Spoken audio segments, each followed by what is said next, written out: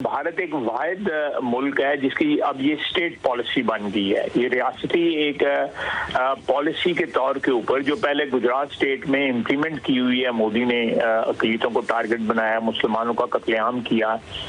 अब सिखों की, ईसाइयों की बारी आई हुई है, दूसरी जो नस्ली अक़लियतें हैं उनकी बारी आई हुई है। जब से प्राइम मिनिस्टर मोदी की गवर्नमेंट आई है और बीजेपी को एक सेंट्रल रोल मिला है गवर्नमेंट में ही नहीं बल्कि to determine the future of India's character, cultural, political, हर तरह से, उसके बाद से आपने इस सारी चीज में एक बहुत स्टेडी नहीं बट डीप और ड्रास्टिक डिक्लाइन देखा है। जहाँ जहाँ बीजेपी की अक्सरियत है वहाँ खुलेआम तशद्दुद हो रहा है।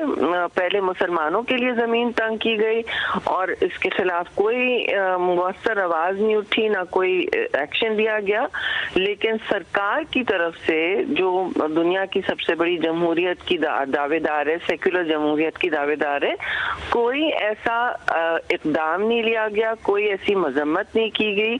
भारत में अक़लियतें गैर महफूज हैं। वज़ीर दिफ़ा ख्वाजा आसिफ ने कहा कि मोदी के भारत में अब मुसलमानों के बाद सिख और ईसाई भी इंतहा पसंदों के निशाने पर हैं। भारत की फ़ाशिस्ट हुकूमत आलमी क़वानीन की धज्जियाँ उड़ा रही है। साबिक़ वज़ीर ख़ारजा हिना रब्बानी खर ने कहा कि भारत ने आलमी क़वानीन को मजाक बना दिया है। सेनेटर शहीद रहमान ने कहा कि आलमी बिरादरी भारत में अक़लियतों पर होने वाले मज़ालिम के ख़िलाफ़ भरपूर एहतजाज रिकॉर्ड करवाए। भारत एक वाहिद मुल्क है जिसकी अब ये स्टेट पॉलिसी बन गई है। ये रियासती एक पॉलिसी के तौर के ऊपर जो पहले गुजरात स्टेट में इम्प्लीमेंट की हुई है, मोदी ने अक़लियतों को टारगेट बनाया, मुसलमानों का कत्लेआम किया।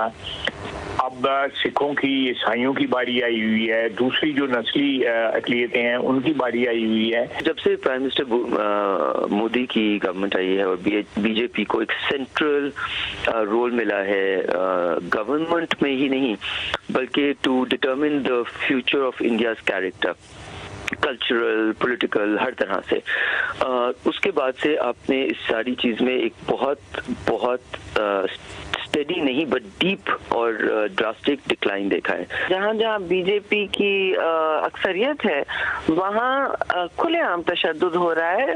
पहले मुसलमानों के लिए जमीन तंग की गई और इसके खिलाफ कोई मुअस्सर आवाज नहीं उठी, ना कोई एक्शन लिया गया।